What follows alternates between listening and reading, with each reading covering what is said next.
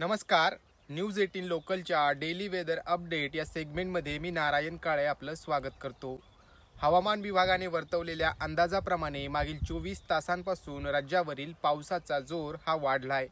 राज्यातील मुंबई आणि ठाणे या शहरांमध्ये मुसळधार पाऊस होतोय, तर विदर्भातील नागपूरमध्ये देखील पावसामुळे जनजीवनावर परिणाम झाल्याचं पाहायला मिळतंय. पुढील 24 तासांमध्ये देखील राज्यातील बहुतांश शहरांमध्ये मुसळधार पावसाचा इशारा हवामान विभागाने दिलाय.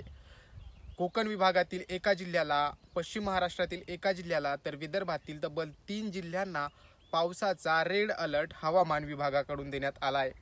पाहुयात 21 जुलै रोजी राज्यातील हवामानाची स्थिती कशी राहील. सुरुवात करूया राज्याची राजधानी असलेल्या मुंबईपासून. मुंबईमध्ये मागील 24 तासांमध्ये तुरळक ठिकाणी मध्यम स्वरूपाचा पाऊस झाला.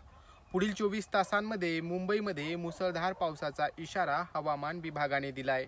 तर कोकण विभागातील ठाणे, पालघर, रायगड, रत्नागिरी आणि सिंधुदुर्ग या सर्वच जिल्ह्यांमध्ये मुसळधार पावसाचा इशारा हवामान विभागाकडून देण्यात आलाय. महाराष्ट्रातील आणखीन एक प्रमुख शहर म्हणजे पुणे. पुण्यामध्ये पुढील 24 तासांमध्ये घाटमाथ्यावर मुसळधार पावसाचा इशारा देण्यात आला असून मैदानी प्रदेशामध्ये मध्यम स्वरूपाच्या पावसाचा इशारा हवामान विभागाने दिलाय.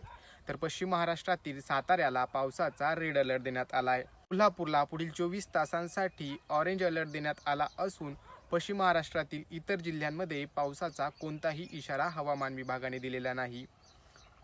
मुंबई आणि पश्चिम महाराष्ट्रातील हवामानाच्या स्थितीचा आढावा घेतल्यानंतर आता येऊयात मराठवाड्याकडे. मराठवाड्यामध्ये देखील पुढील 24 तास पावसाचा जोर हा कायम असणार आहे. पुढील 24 तासांसाठी नांदेड जिल्ह्याला हवामान विभागाने ऑरेंज अलर्ट दिलाय, तर मराठवाड्यातील उर्वरित जिल्ह्यांना पावसाचा येलो अलर्ट देण्यात आला आहे. उत्तर महाराष्ट्रातील देखील काही जिल्ह्यांना हवामान विभागाने पावसाचा येलो अलर्ट दिलाय. यामध्ये अहमदनगर, जळगाव आणि धुळे या जिल्ह्याचा समावेश होतोय. विदर्भातील बहुतांश जिल्ह्यांमध्ये मागील काही दिवसांपासून जोरदार पाऊस होतोय. नागपूरमध्ये तर मुसळधार पावसाने हजेरी लावल्याने जनजीवनावर देखील परिणाम झाल्याचं पाहायला मिळतंय. पुढील 24 तासांसाठी नागपूर, वर्धा आणि चंद्रपूर या 3 जिल्ह्यांना रेड अलर्ट देण्यात आला आहे.